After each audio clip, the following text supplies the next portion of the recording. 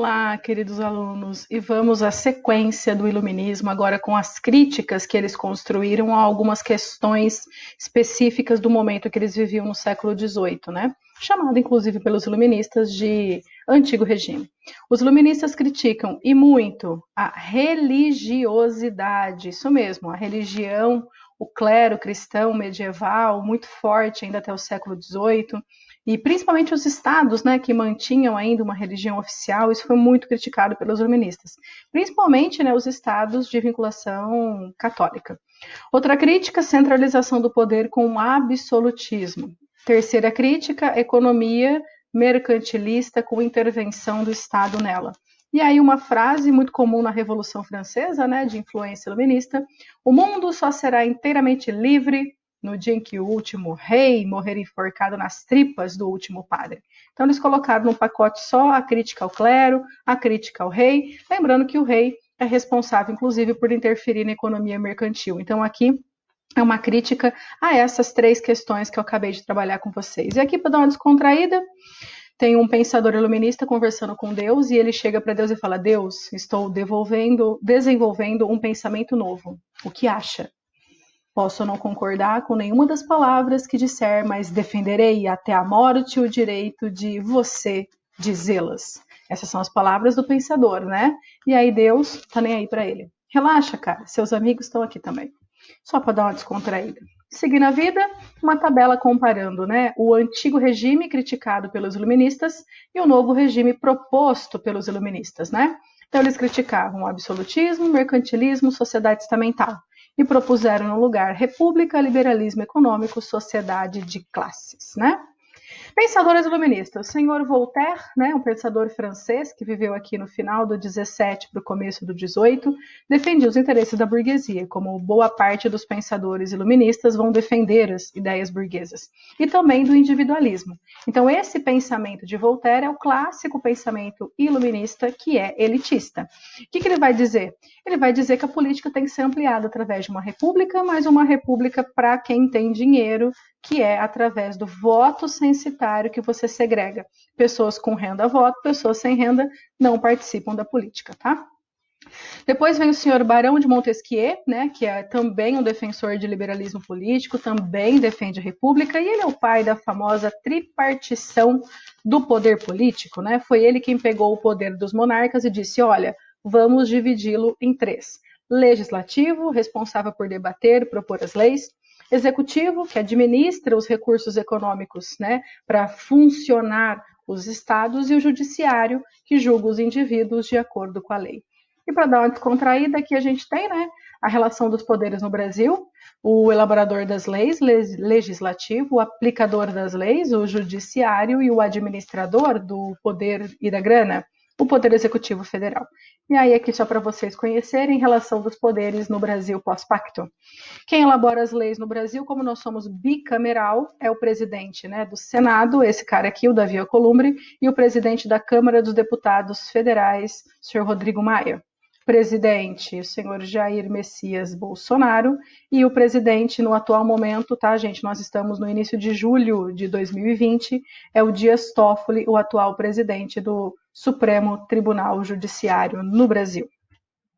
Seguindo a vida, os filósofos enciclopedistas, o senhor Denis Diderot e o Jean-Léon d'Alembert, né? Diderot e d'Alembert são literalmente os principais enciclopedistas, que queriam fazer coisa simples, básica, reunir todo o conhecimento do mundo nesse livro aqui, na Enciclopédie. E aí eles queriam falar o quê? Um pouco de filosofia, de religião, né? E aí foram incluindo, então o Diderot começou, o d'Alembert continuou, mas assim, né? Reunir todo o conhecimento do mundo não é pouca coisa, né, gente? É claro que ficou faltando algumas coisinhas entrarem ali. E essa imagem aqui, ó, né, da Barça, é uma das últimas enciclopédias que foram lidas, né, muito provavelmente pelos estudantes no Brasil na década, né, dos anos 90, até mesmo 80. Antigamente, numa época em que não tínhamos na Wikipédia ou a Info Escola ou informações de fácil acesso na net, muitos estudantes, como eu, professora, nascida na década de 80, pesquisávamos o que queríamos nestes enormes volumes da Enciclopédia Barça, né? Na minha escola tinha, e a gente ia lá. Então, se a gente queria fazer uma pesquisa, por exemplo, sobre Voltaire, ia lá, né, no volume, vai saber qual, num dos últimos, peguei aqui o 13, tinha lá a letra V, procurava Voltaire e lia sobre o que ele dizia.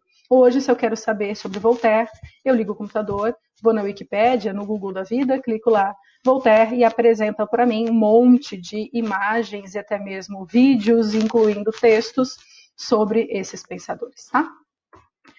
E para terminarmos os iluministas, o senhor Jean-Jacques Rousseau, né? O senhor Rousseau, ele é um pouco diferente dos demais que a gente está estudando, porque ele vai representar os interesses das camadas populares, e eu disse, repito, o pensamento iluminista é um pensamento mais burguês, mais elitista, tá? Ele também defende liberalismo político, só que a República do Rousseau, ela é uma república democrática. Por quê? Porque para ele o povo tem poder, e o povo dele inclui todas as camadas sociais, né? Porque tem gente que fala de povo, mas é só para rico. O povo do Rousseau é todo mundo, tá? E aí ele vai defender também uma educação funcionada a partir do Estado, porque ele acreditava também num contrato social. Aliás, o livro escrito, né, com o nome O Contrato Social é o do senhor Rousseau. Como que funciona esse contrato social do senhor Rousseau? Né? O homem, para o senhor Rousseau, no seu estado de natureza, ele nasceu bom, então o Estado precisava o quê? Aprimorar os seus conhecimentos através de uma educação organizada pelo Estado. Tá? E aí, no caso, incluiriam todas as pessoas. Só vamos tomar cuidado com um cadinho, né? Um cadinho de gênero aqui. Quando a gente fala todo mundo, o poder é do povo, nós estamos estudando século XVIII. Isso não inclui mulheres, tá? O todo mundo do senhor Rousseau é todo mundo homem, não inclua mulheres. É todo mundo independente de renda, mas todo mundo que seja homem. E isso a gente chama, inclusive, né, do pensamento do século XVIII de sufrágio universal. Sufrágio universal masculino, para quem não entendeu, tá? Liberalismo econômico, né? Grande defesa, grande característica do pensamento iluminista. O pai do liberalismo econômico é o senhor Adam Smith, né, inglês, que ele vai criar as bases do que a gente chama de liberalismo econômico clássico. As ideias desse pensador estão aqui nesse livro, A Riqueza das Nações. O que ele faz? Ele estuda o mercantilismo e fala, ó, tá ruim, não presta, não quero. E aí ele vai propor novas características econômicas. Então, o mercantilismo tinha intervenção do Estado. Premissa 1 do liberalismo econômico, o Estado não interfere na economia. Tá, ó, sem intervenção do Estado. Gente, então como é que vai regular a economia? Lei da oferta e procura, lei de mercado. Você tem lá uma quantidade X de produto, uma demanda de consumo, é isso que vai variando o preço das mercadorias. E concorrência, esquece. Cada um tem que ser livre para vender para qualquer país, para qualquer grupo social, para qualquer região. Inclusive nada de protecionismo estatal, nada de altas tarifas alfandegárias sem protecionismo. Na França, né, já que o Smith ele é inglês, na França os franceses chamavam esse liberalismo econômico clássico de laissez-faire-laissez-passer. O que é isso? Deixe fazer, deixe passar. A economia ela se autorregulamenta, tá? E aí nós temos um outro tipo de liberalismo econômico, que é o liberalismo fisiocrata, ou a fisiocracia, criada pelo François Quesnay, tá? O que ele vai dizer? Ele vai dizer que existe um jeito, digamos assim, melhor, mais rico de ser rico. Como assim, Bel? Esquisito, né? Mas é. Nessa época, né, no finalzinho do 18 para o 19, estava surgindo a Revolução Industrial, a burguesia estava produzindo mais, enriquecendo mais. Ele falou, para tudo. Nada de riqueza da manufatura ser comparável à riqueza da agricultura, a riqueza vindo da terra. O rico que é mais rico é aquele que tem como a base da sua economia a terra, a agricultura. Porque, inclusive, o comércio não existe sem a agricultura, a indústria não existe sem a agricultura, então a agricultura e a terra são a base econômica para os fisiocratas, tá? Por quê? Para ele, né, trouxe palavras do Quesnay para vocês, existe uma ordem natural do enriquecimento, e essa ordem é a terra à frente e o resto derivando dela, tá? E aí, para a gente terminar, vamos falar de despotismo esclarecido, que é uma das características iluministas, que são aqueles reis absolutistas que vão incorporar algumas características iluministas, tá? Aí que eu fiz um esqueminha, ó. Características iluministas manipuladas pelos reis, mais líderes absolutistas centralizadores, igual déspota ou despotismo esclarecido. Para você conhecer alguns, o Frederico na Prússia, ele vai criar uma constituição, lembrando que quase nenhum teórico do iluminismo falou de constituição, falou muito de república, mas aí o Frederico e o José II da Áustria vão manipular, né? Vão implantar constituições para manterem-se no poder como rei, mas tendo que obedecer às constituições. No Brasil, destaque para o nosso déspota esclarecido, Marquês de Pombal, governou, né, como governo geral no Brasil de 1750 a 1777. O que ele fez aqui? Criou cidadania para o índio, permitiu manufatura, expulsou os jesuítas, todas medidas vinculadas, né, ao liberalismo religioso, ao liberalismo econômico na Europa, tá?